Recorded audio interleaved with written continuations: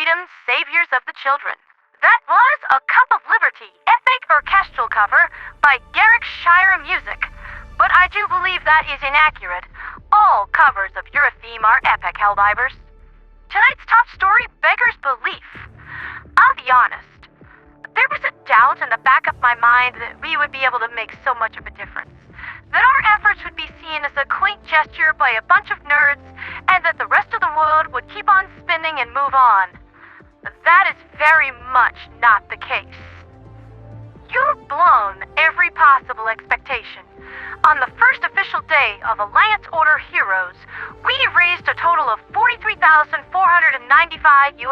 for Save the Children. $14,652 of that is in auction proceeds, and we've still got all the way until the 28th to go. That is the equivalent of a down payment on a moderately sized home, a new car, a year's worth of tuition at a private college, several luxury vacations, or 10,750 bags of Doritos, which is enough to feed the average size Helldiver for 17 years. Please do not do that.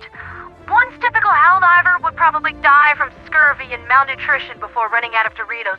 Honestly, I don't even know why Mercy ran that simulation. Joking aside, I should never have had any doubts. You've always achieved extraordinary things when working together. 2 billion terminates in a day, collapsing Meridia, fending off the Jet Brigade time and again, winning back Malevelon Creek, the Battle of Popling Night, defending Super Earth. This is your legacy. Historians are going to comb over our exploits and adventures for decades to come after this, wondering how this tiny little company out of Sweden caught lightning in a bottle. Now you can add a whole boatload of good done in real life to that list. I am so proud of you, Helldivers. You are the heroes of the galactic sphere, and no one can ever take that away from you. Thank you. From the bottom of my heart, thank you for everything that you have done for our world. Heck, I even hear that Polygon is looking around for a story.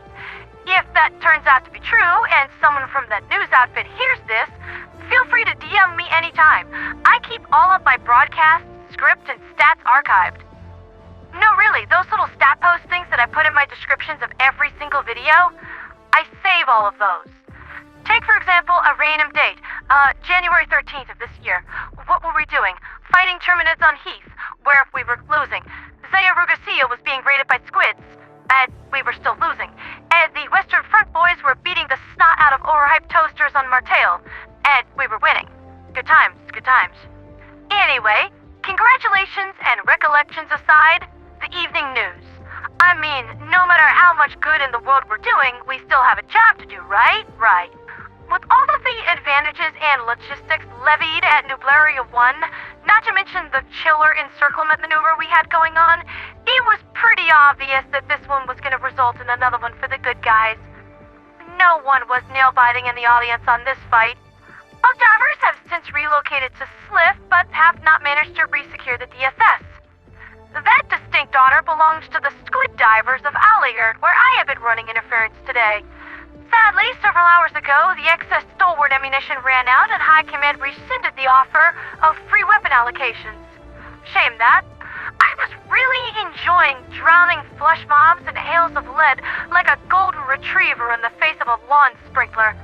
Despite the force rallied against them, the Squid Divers of Alairt refused to yield to the Illuminate menace and are determined to be a right royal pain in the tail.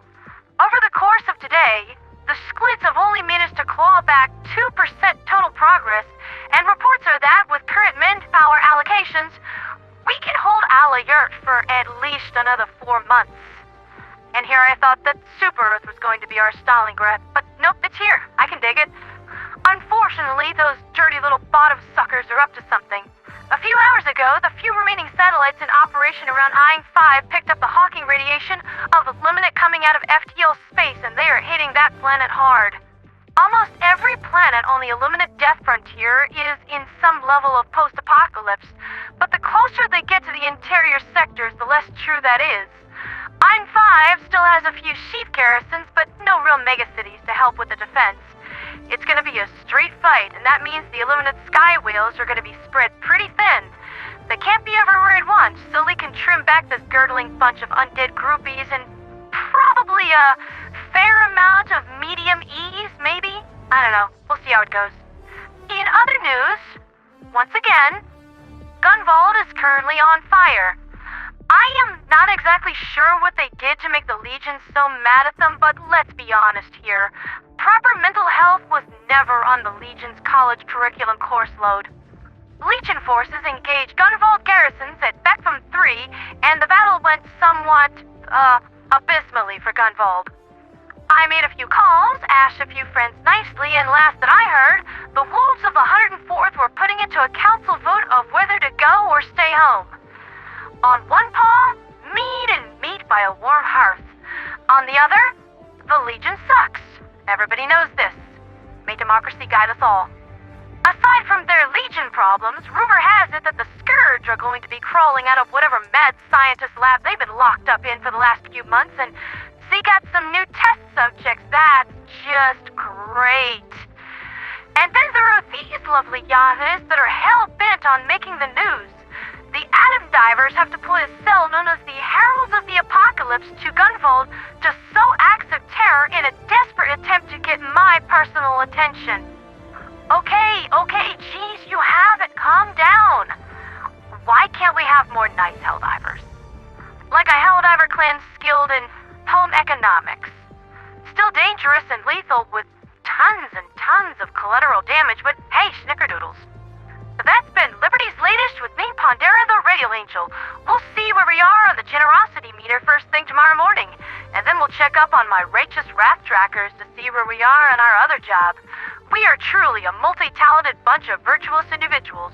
One arm holding a shield to protect and shelter the innocent, and the other holding a Knight SMG, blasting the monsters that would terrorize them back to hell at 1,380 rounds per minute.